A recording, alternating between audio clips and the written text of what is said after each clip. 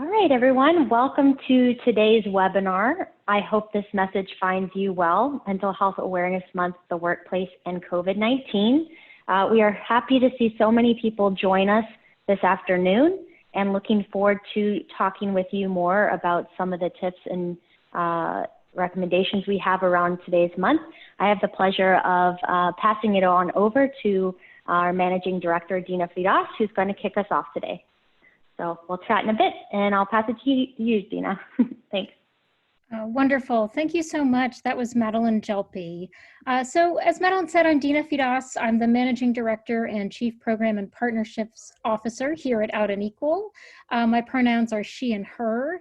And May is Mental Health Awareness Month, one that has particular salience to workplaces across the country, in fact, across the world right now. Particularly when you overlay the stressors, the anxieties, and the fears as a result of the COVID-19 pandemic. Let's go to the next slide, please. And so the name of this, I hope this message finds you well, Mental Health Awareness, the Workplace, and COVID-19 is also referencing our brand new resource that can be downloaded at outandequal.org. Again, that's our homepage, www.outandequal.org. So this is, of course, a Zoom virtual session. You're going to want to use your speakers or headsets and turn the volume up. And at any time during the call, you're very welcome to enter comments or questions using the chat function. So we can go on to our next one there. Thank you. Introductions, we're going to be joined by the authors of the latest resource, Madeline Jelpe, our Senior Manager of Stakeholder Engagement, and Madeline Peru, our Senior Associate of Communications. So to contextualize this, when we talk about mental health, we are referencing the roughly one in 5 or 45 million adults just alone here in the United States who have a mental illness. Suicide remains one of the leading causes of death across multiple age and demographic groups. And the US economy loses roughly $211 billion, or the cost, if you will, of depression alone is roughly $211 billion. So the material effects of mental health are felt throughout society. There's not a group of people that is untouched by mental health and mental health diagnoses. And we know that these become particularly salient in the workplace.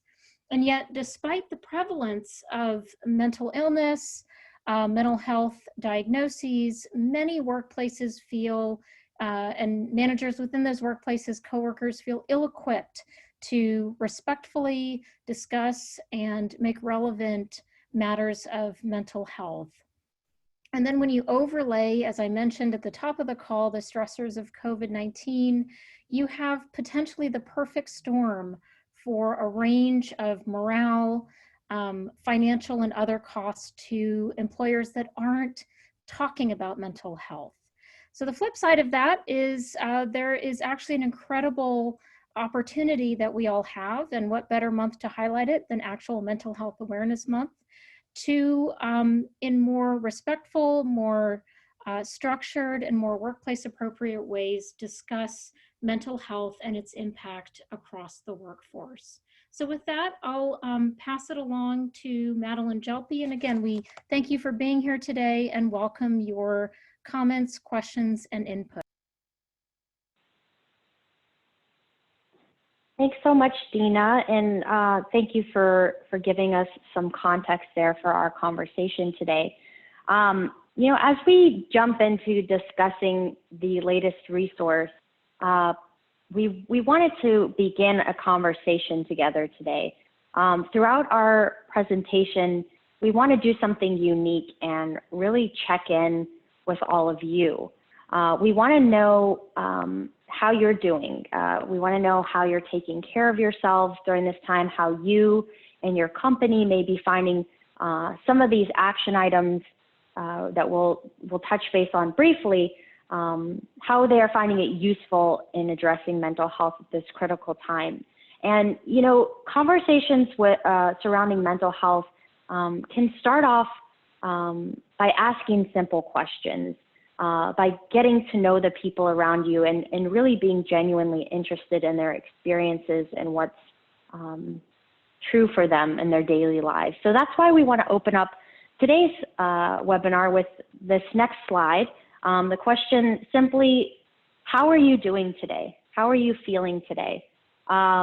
We want to pave the way for conversations around mental health. And when we're asking this question, we want to ask this sincerely to you and would love to know your responses in the chat box below. How are you feeling today? How are you coping with everything going on? Let us know, and we'd love to hear from you and get sort of a temperature check on how everyone's doing. Tired. It's Monday. I feel that. Finding new hobbies to work on, controlling what I can control, anxious, happy to be on this webinar. We're happy that you're here too. Overwhelmed, people are feeling stable. Many folks are saying stressed out, not sure what's happening with my job, tired of being uncertain, anxious but hopeful.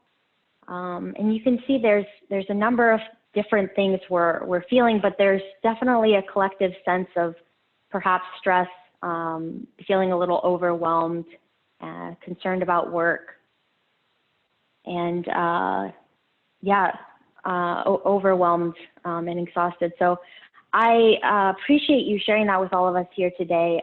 We'd love to continue sort of these temperature checks throughout our meeting together and encourage you to do things with your peers in terms of checking in on their mental health and well-being by asking these questions. You know, how are you doing really?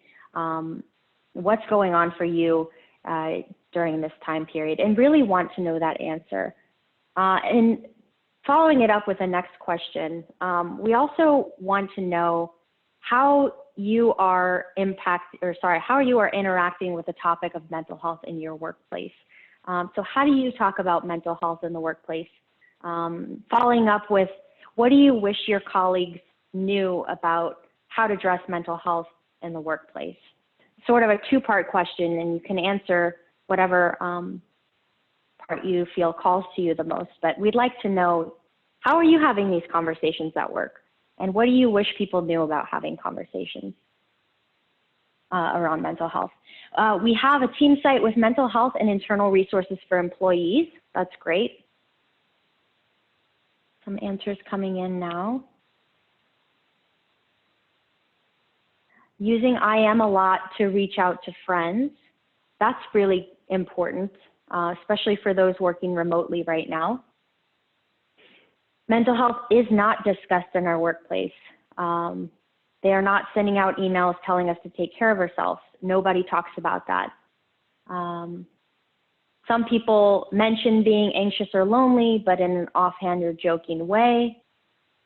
Manager continues to encourage we take time off for mental health. That's wonderful. I wish you could talk about your mental health the same as someone would discuss a disease or illness. That is a really profound statement, and one that is incredibly important. If we could only talk about mental health the way we could our colds or flus or things like that, it would make it a lot easier. And that's one of the things, opening up these conversations, it's really important to fight that stigma. Someone says, you can discuss it with me at any time. Oh, that's really sweet. Some community here already. Wishing it was talked about more at work and sharing ways that others cope. These are all really great, and thank you for sharing this. Some of you have highlighted some ways that you can continue to engage your workplace in conversations around mental health. We are going to be talking about some of these things a bit more in detail throughout our presentation today, through some of the recommendations in the resource we released this morning. And we're excited to have you here to engage in this conversation with us, and look forward to, I'll be back doing some additional questions with you all and sharing a bit more about the resource. I'm going to turn it over to my colleague, the other Madeline, who's going to walk us through the resource a bit more in detail. And feel free, if you have questions throughout this, to ask them in the Q&A, and we'll be tackling those at the end. So I'll pass it on over to Madeline. Great, thank you, Madeline. I'm so excited to be with you all today and to present our latest resource on mental health in the workplace and the impacts of COVID-19 on mental health. My name is Madeline Perot, and I'm the Senior Associate of Communications here at Out and Equal, and my pronouns are she, her, hers. As you all know, we are in extremely unprecedented times, and that are not only scary or nerve-wracking, but can also have serious implications on both our mental and physical health. Lesbian, gay, and bisexual people are twice as likely to have mental health conditions compared to the general population.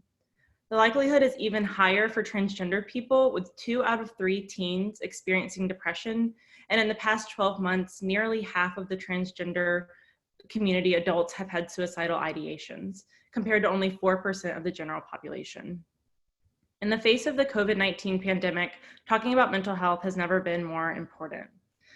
So let's take a look at our resource. I'm going to go over the first couple of sections, and then throughout we'll have a couple more community wellness checks from Madeline. So we're going to start out today by discussing 4 ways to communicate that mental health is a priority in the workplace. According to the CDC, poor mental health can impact work in numerous ways, such as negatively impacting communication with colleagues, day-to-day functions, productivity, and more. And the CDC also notes that the workplace is the optimal setting to create a culture of health due to the fact that companies already have existing communication structures, centralized programs and policies, and social support networks. So we can jump to the next slide. The first way to communicate that mental health is a priority is for employers to foster cultures of inclusion and belonging. And one way to do this is to prioritize positive feedback between managers and their employees. In this time, as you can imagine, it's so important for employees to know they are valued and to feel encouraged during this difficult time. For those of us able to work during the pandemic and who are still working, it's important for employers and managers to maintain flexible and patient communication during check-ins and meetings. Another way to foster cultures of inclusion is to be aware of the pressure for increased productivity during COVID-19. We've all heard the messages, what hobbies can I take up? What activities can I do? I can work longer hours. But employers should be mindful of the additional weight placed on employees just by the pandemic itself. As we checked in a minute ago, some of you are feeling increased stress and anxiety.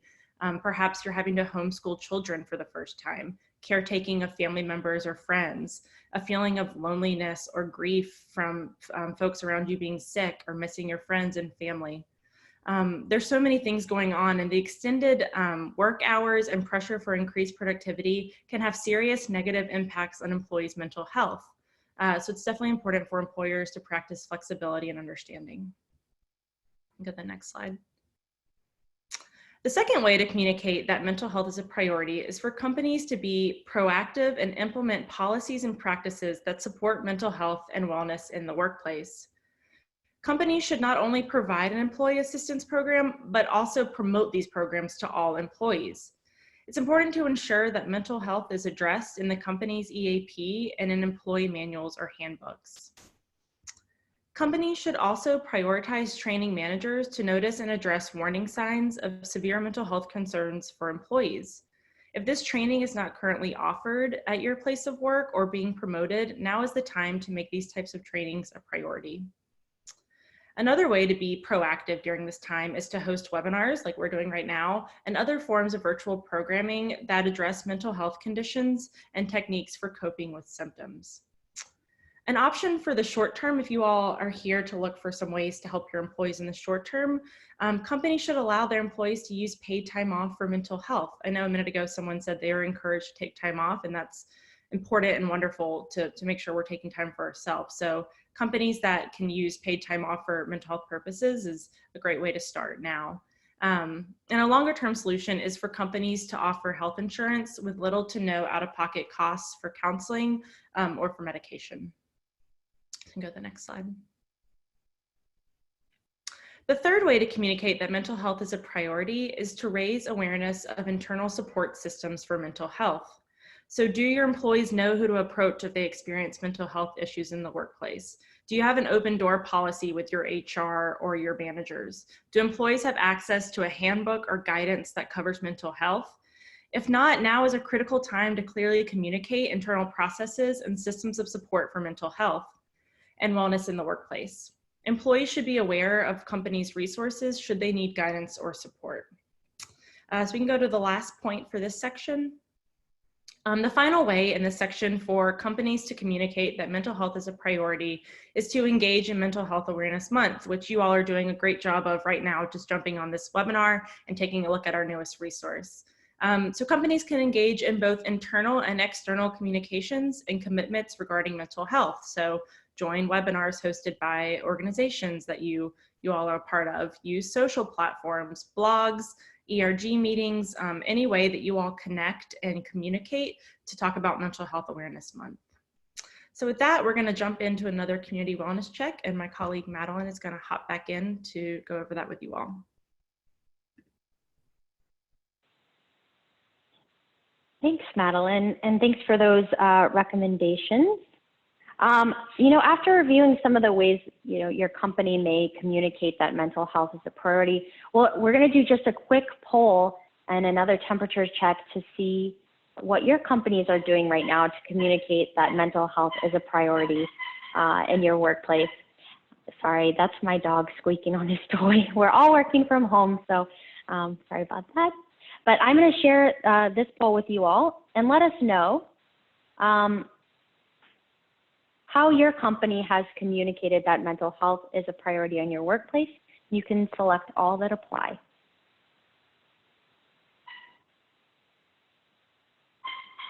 And there's a poll that should be popping up in your window, allowing you, there we go. Now I'm seeing some results come in. Great. We're seeing a lot of folks hosting webinars, virtual programming. Companies are clearly communicating internal processes of support, allowing employees to use paid time off for mental health reasons. A lot of them providing and promoting their employee assistance programs. Great.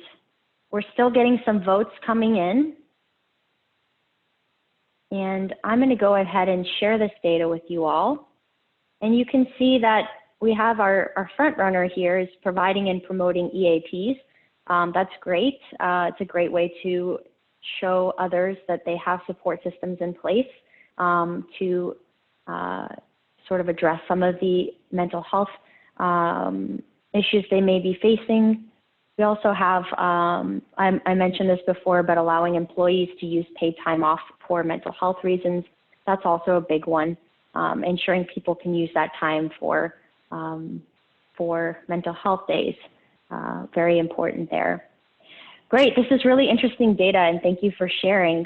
I'm going to continue to let Madeline walk us through the resource, and if you are thinking of additional ways that your company has communicated that mental health is a priority, please let us know in the chat box, and we can continue to share that with the rest of our audience here today. So I'm going to pass it over to Madeline. Great, thank you. So we're going to go to the next slide. Great. So the next section of the resource discusses 4 ways that your ERG can engage with mental health in the workplace. As you all know, ERGs are vital mechanisms to check in on the wellness of employees during this pandemic. A recent survey found that nearly 40% of ERGs are playing a critical role in the COVID-19 pandemic, allowing employers to better understand the needs and concerns of certain employee populations, such as the LGBTQ community. So the first point that ERGs can engage in mental health in the workplace is to regularly check in with members. Perhaps you all who are in ERGs and ERG leaders can set up weekly check-ins focused on mental health and wellness in the workplace. This is a great way to set the tone that mental health is an important part of the work. It helps give employees a platform to voice concerns and needs, encourage open and honest conversations about employees' feelings, and helps continue to build support systems between group members. Given the LGBTQ community's predisposition to mental health issues, LGBTQ ERGs can play an important role in providing opportunities for members to connect. So in these check-ins, some of the questions you might ask your members are, what was the highlight of your week? What was a low point in your week? What did you find easy to do today, or what was difficult? And what kind of day are you having? And opening those lines of communication can be really important for people during this time. ERG leaders can also try, oh, go back one. Yep, great. ERG leaders can try implementing a buddy system by pairing up groups of members to check in on one another in informal ways and offer peer support throughout the pandemic. This could also be a great way to connect with ERGs across your company. Go to the next slide now. The second way for ERGs to engage in mental health is to continue to implement ERG programming, even if this is virtual. So perhaps you all can set up ERG lunch and learns, plan cross-ERG programming throughout your company, or bring in members from the community or local organizations to present on mental health. It's important to continue the critical work that ERGs deliver throughout the year. And ERG leaders can also set up virtual office hours during the week so ERG members can pop in to chat about any concerns or brainstorm about programming ideas. So even if these are informal conversations, ERG leaders letting their members know that they're here for them can be really important to continue the critical work throughout this time.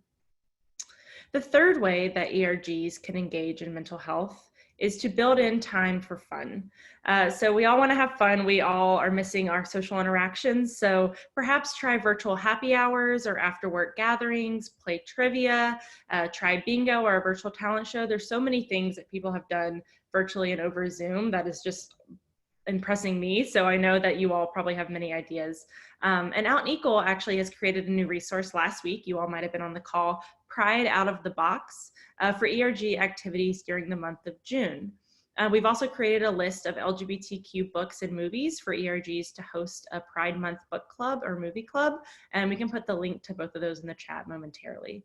There are many ways that ERGs can connect virtually to just have fun with one another and continue to build community. The fourth and final way that ERGs can engage in mental health in the workplace is to continue to build member engagement, even during this pandemic and even in a remote work setting. Now more than ever, it's important to foster communities of belonging, as we went over earlier. So utilize this opportunity to bring people together across different locations, as people may be more inclined to join a virtual meeting than they would have been to come to a meeting in the office. You can do meetings across the world, across the country, and have as many members as you can in one place to build that workplace community. Encourage your friends to hop in a meeting, open up programming for allies so you can build your ally membership, and continue to advertise your ERG on company channels. So with that, I'm going to pass it back over to Madeline for another wellness check and to jump into the rest of the resource. Thanks, Madeline, and thanks for that overview there of what we can do with our ERGs to support mental health and well-being at this time. So now we're going to do another quick poll and temperature check to see, what are your ERGs doing right now? We're curious to know, are your ERGs implementing any of these support mechanisms right now, and or which ones are you hoping to implement in the future? So I'm going to launch that poll right now, and hopefully all of you will be able to add in your responses here and let us know, what is your ERG doing to support members at this time? And I'm seeing some of the answers come through. Just going to wait a second as they continue to filter in and we get some good data. And we had a question come in just now. What is an ERG? That's a great question. An ERG is an employee resource group. These are the groups at your companies that typically are representing a particular group. So the ones we interact with the most are LGBTQ employee resource groups, but there are others. There are some, you might have women ERGs, specifically for women in the workplace, et cetera, and things like that. So great question. Looks like we have some results that have come through, and I will go ahead and share those. It's great to see ERGs. A lot of you are doing ERG happy hours or after work gatherings. Many of you are also continuing to build member engagement. This is a great time to continue to do that. People need connection right now. There are lots of opportunities to get people involved virtually. Regular check-ins with members. ERGs are kind of coming out as these critical foundational pieces and touch points for companies to check in on how their workforce is doing. Great. A few of you doing virtual office hours, a couple of you doing books or film clubs. It's really great. It's great to see you all starting to do this in your company, and hopefully you leave here with some ideas on what you can do next to support your members throughout Mental Health Awareness Month and also throughout the year, especially as we continue to navigate this pandemic together. Okay, we can go on to the next slide here. So 4 ways you can take care of yourself. All of you on the call know this, but this is a difficult time. There's no way of sort of sugarcoating that. It's tough. And talking about mental health is particularly important, as many of you, including many of you on this call, are experiencing the effects of, quite frankly, an unprecedented global situation. And it should go without saying that, this does have a significant impact on our daily well-being, on our overall mental health. We mentioned this a little bit earlier in that first community check-in we did, but our feelings of security in our lives, how we feel about work, how we feel about showing up in the workplace.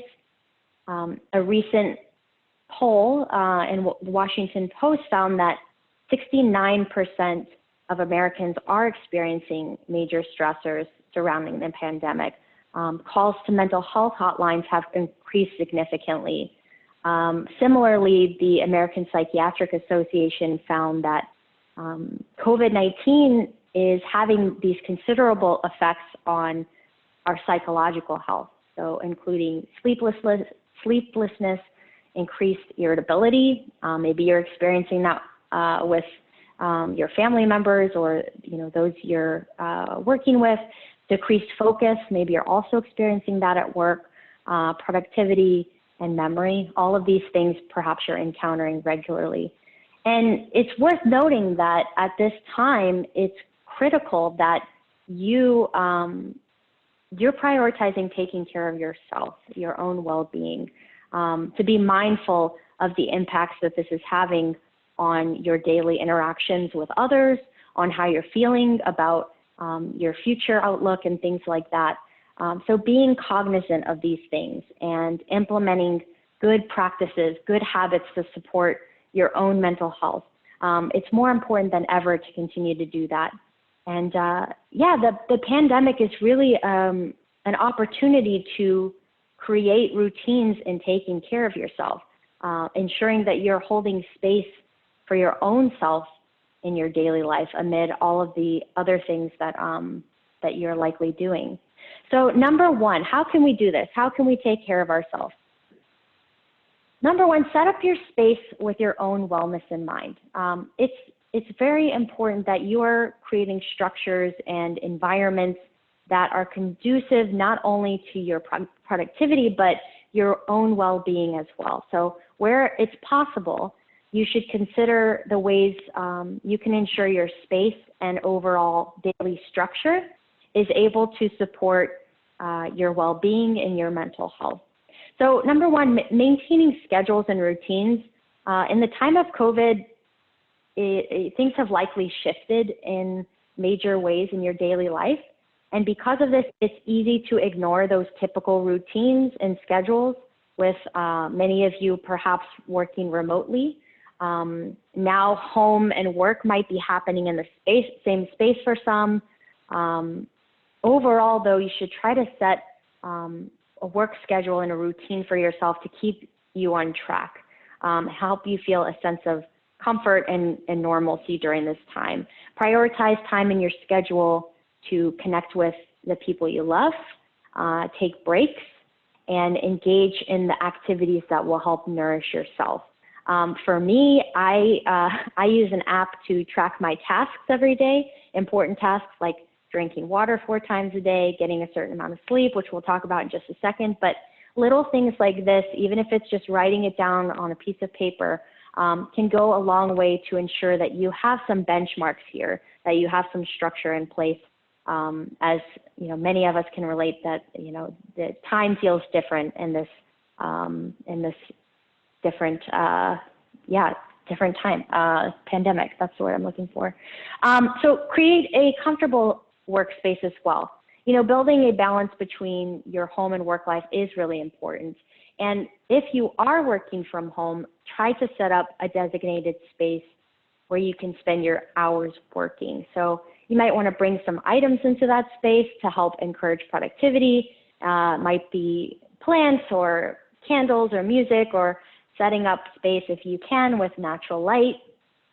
And, you know, we recognize that not everybody is going to be able to do this, and creating completely separate work and living spaces is challenging and perhaps impossible for some, especially if you have people in the background, parents, family members, partners, children, who may also be in your home. So if it's impossible to designate that space, try to remove any of those work-related items from your living space when the day is over, to sort of have a clear distinction between when you're working and when you're home. You're at home and you're relaxing.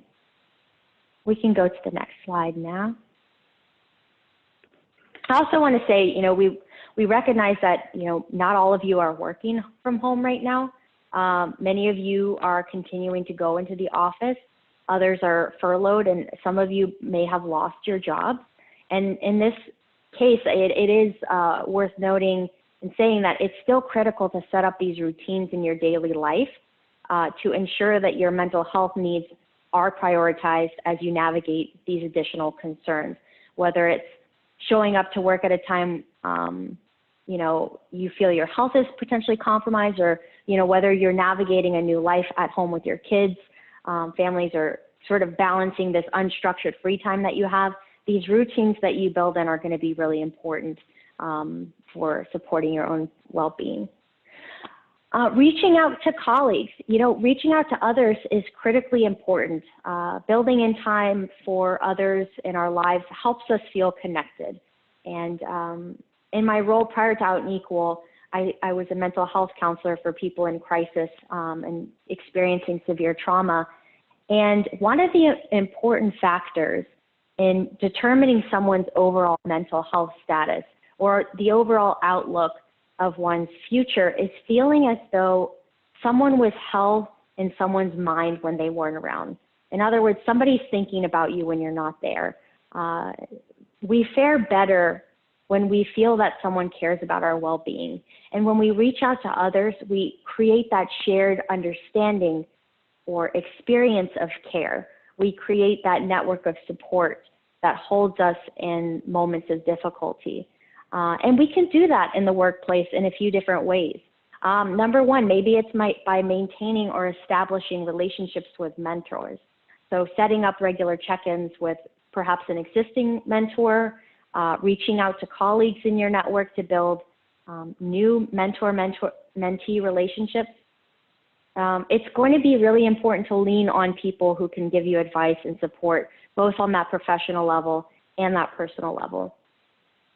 Virtual coffee chats. So if you think about your regular workday, perhaps pre-COVID-19, you might think about all of the ways in which you connect with people at work, not necessarily about work. Those connections provide important touch points important affirmations and supports that all contribute to a positive and healthy experience in the workplace. So workplace conversations that are not directly work related are still important for employee engagement, for retention, for building a company culture that keeps people around and keeps people happy. So if you transition to remote work, if that's where you're at right now, it's important to continue building those relationships. Make a point to touch base with people informally.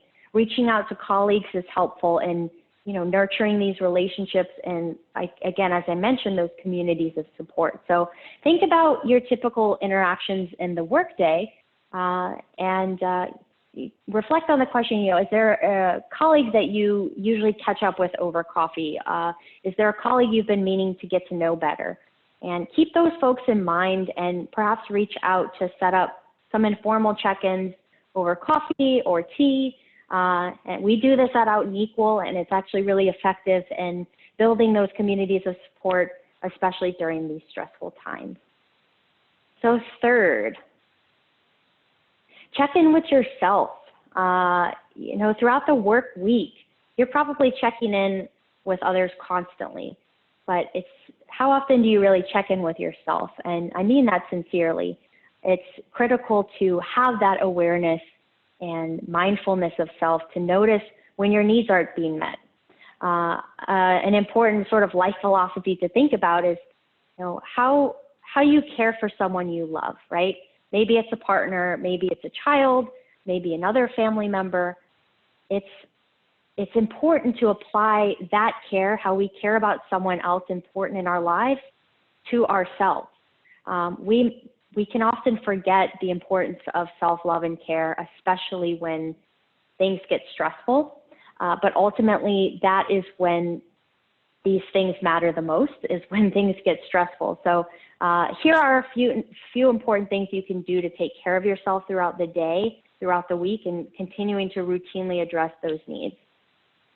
Taking micro breaks. So if you don't have time in your day to take a longer break, micro breaks can actually have a really powerful impact on your mood and productivity.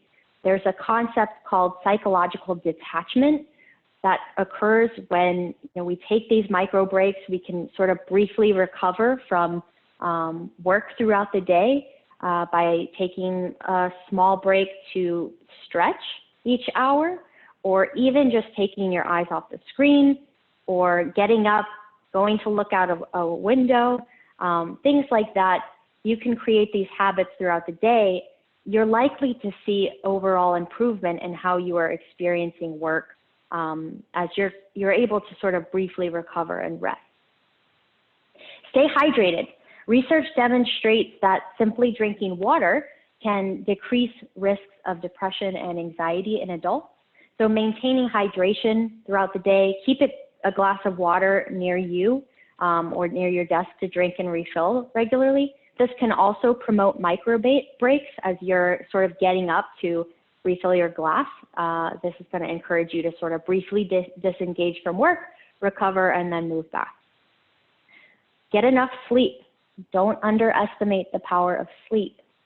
Sleep can improve our thinking. It can improve our emotional regulation, our overall cognition, productivity.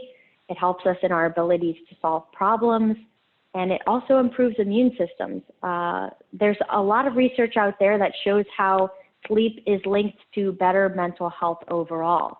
An improved quality of sleep can actually alleviate symptoms of mental health problems.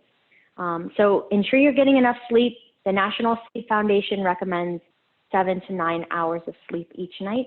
So prioritize that for yourself as you move throughout the week. Staying active. So engaging in physical activity is good for mental health overall, especially as many of us continue to remain in shelter-in-place orders. So it can help by, exercise can help prevent the onset or worsening of certain mental health conditions like depression or anxiety. It can also play a role in helping us be healthy all around, so decreasing your risk of heart disease, diabetes, other chronic health issues.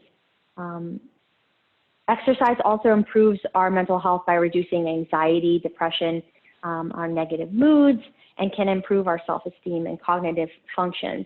And the World Health Organization actually highlights that, you know, it's critical for us to do a few things throughout the day to continue to engage in some physical activity, whether it might just be taking a break from sitting, engaging in light physical movement like stretching or walking for just 3 to 4 minutes. That can have a huge impact on circulation and muscle activity. So if you're able, make a point to regularly engage in your favorite physical activity, such as going for a walk, joining an online workout class.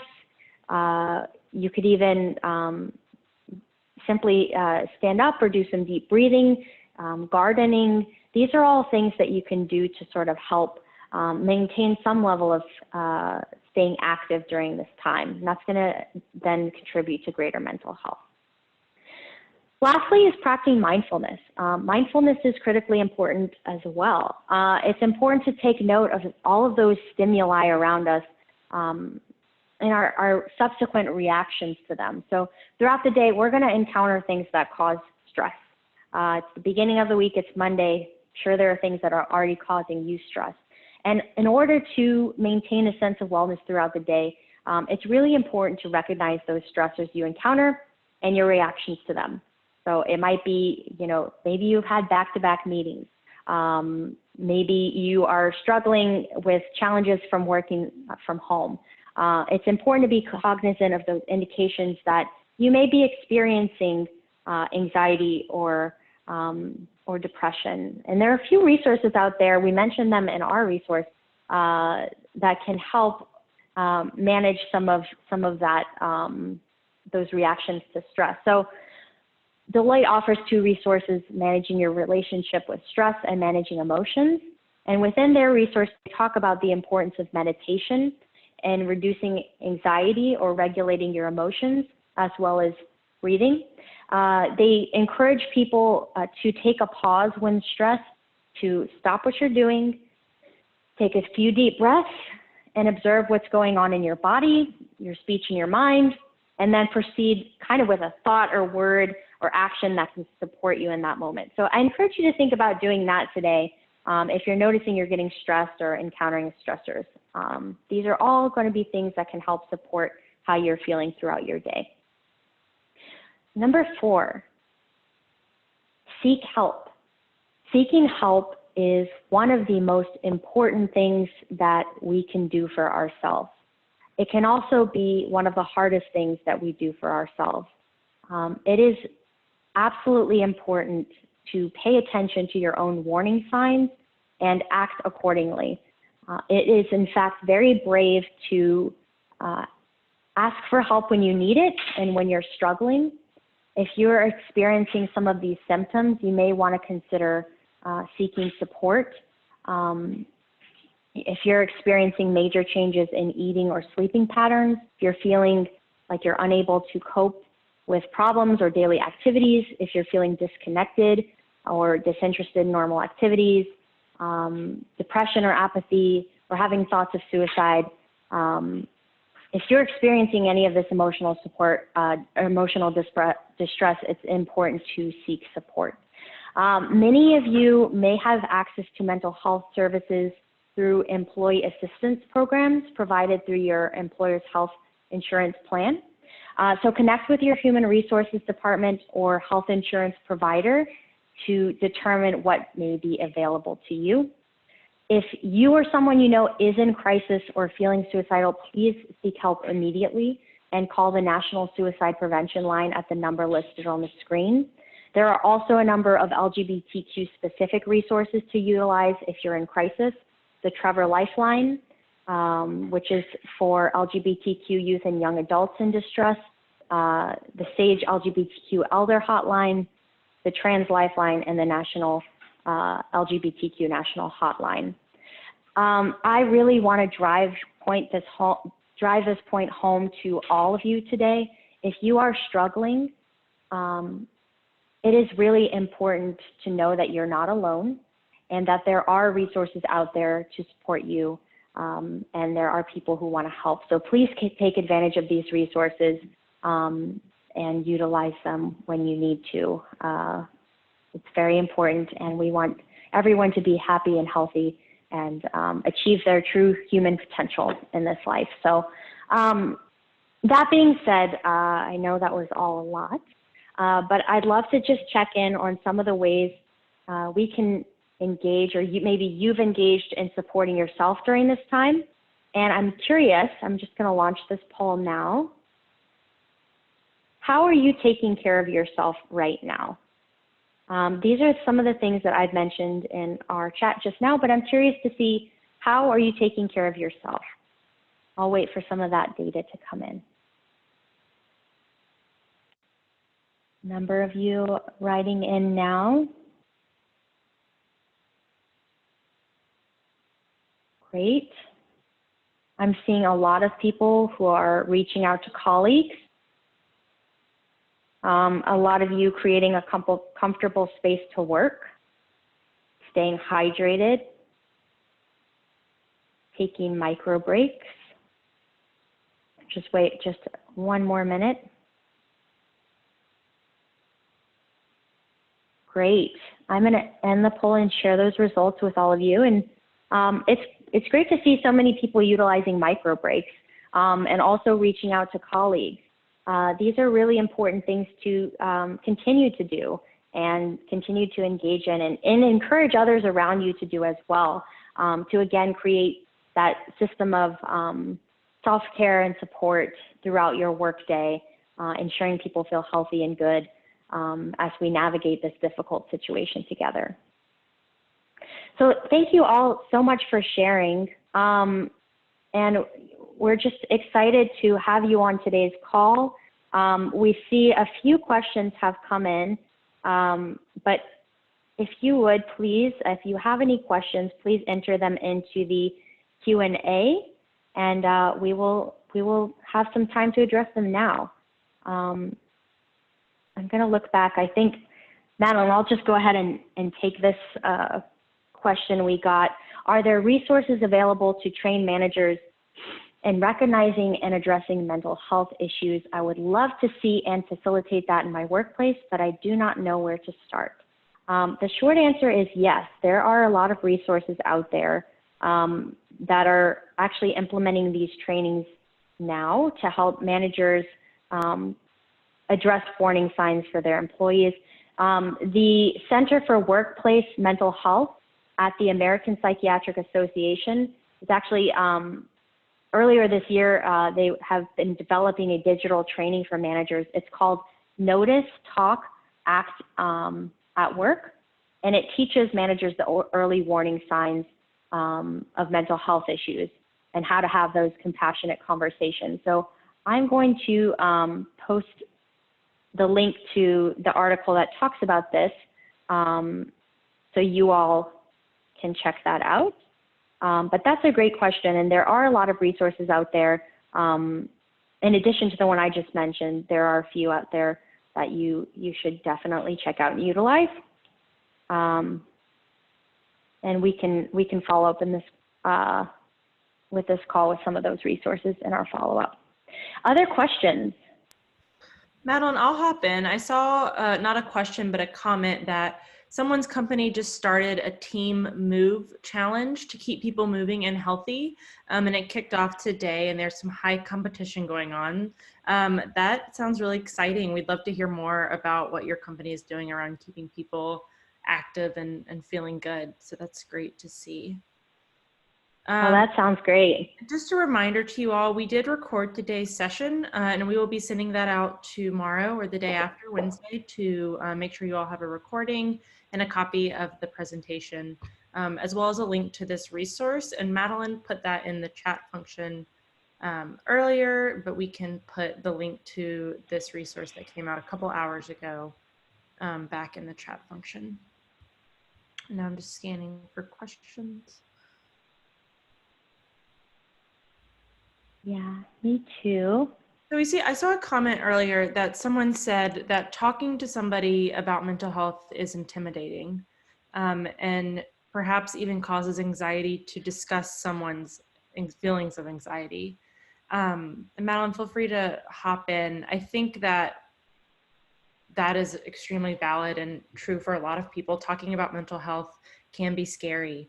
And as we discussed, now is a really important time to reduce the stigma around mental health and to try to connect with one another, even if it's talking to friends or loved ones first, before connecting with colleagues. I think that is a good place to start, to talk with those around you, virtually, or for those that you live with, to make sure that you feel that you can talk about all the emotions and feelings that you're feeling. And I hope that you can check out the resource. We will link it again on some ways that might be fun or easier ways to connect with colleagues that can turn into a conversation around mental health, but can ease you into those conversations. So maybe you're attending an after work bingo night, but you all stick around and talk about how you're feeling. And maybe it's not jumping in and saying, oh, how's everyone's mental health, but saying, how are you feeling today? What did you do this weekend? Did you have a great Saturday? And those conversations can dive into some of those topics a little bit deeper without jumping right in. Madeline, did you? Yeah, no, you're absolutely right, Madeline. And it is important to start somewhere. You can't jump in all at once. And I really appreciated what you said. I have anxiety about talking about my anxiety. I snapped. I feel that, absolutely. And, you know, we all have to start somewhere with that conversation. And of course, there's a lot of work that we as a society need to do in destigmatizing these conversations. It should be just as easy as saying, oh, I have a cold, my nose is sniffly, or whatever, you know, how easy it is to talk about physical ailments. But it does start somewhere. It starts with building that rapport with others, and sort of a collective sharing of what is going on for you. Even if it's answering that simple question, how are you doing? Again, that can turn into so much more. And we've certainly seen that in, you know, when I had clients as a counselor, the very first thing we do is start by building rapport. And you can't jump in all at once, like I said, but when you start to build that rapport, you build trust. And I think ERGs are in a really good position to be that foundation for some of those conversations to begin and continue. So yeah, great comment. I think that probably resonates with a lot of people. And I'm not seeing any other questions. We'll hang tight for just a couple of minutes. If you all have some more comments, if you think you have advice for folks on the line of ways that you're dealing with mental health at this time, or what your company's doing, we'd love to share those. I think your comments have been some of the most helpful things in this conversation for you all to see what everyone is going through. So thank you for sharing that. Someone commented during that it's easier sometimes to talk to someone that you don't know that well or closely. So yes, that is very true. And in fact, if anyone else out there is a sociology nerd like me, you should check out George Simmel's theory of the stranger, and why it is the case that we are so much more inclined to talk about these deeper feelings with strangers. And hey, maybe there's opportunities to leverage that, some anonymous spaces for people to engage in to talk about mental health, to at least begin conversations. And it's a very interesting phenomenon that we engage in as human beings, where it's easier to share those with people we don't know. We're not seeing any additional questions at this time. As always, you can reach out to us at hello@outandequal.org if you have any comments or follow-up questions, and we're happy to connect with you all there. As a reminder, our resource came out this morning, and Madeline just linked it in the chat, but we will be sending a follow-up email with today's recording and a copy of the slides in the next couple of days. So please be on the lookout for that. And thank you all so much for joining today's call. We are so excited to be able to present this resource to you all. And seeing some comments come in. We can answer some offline.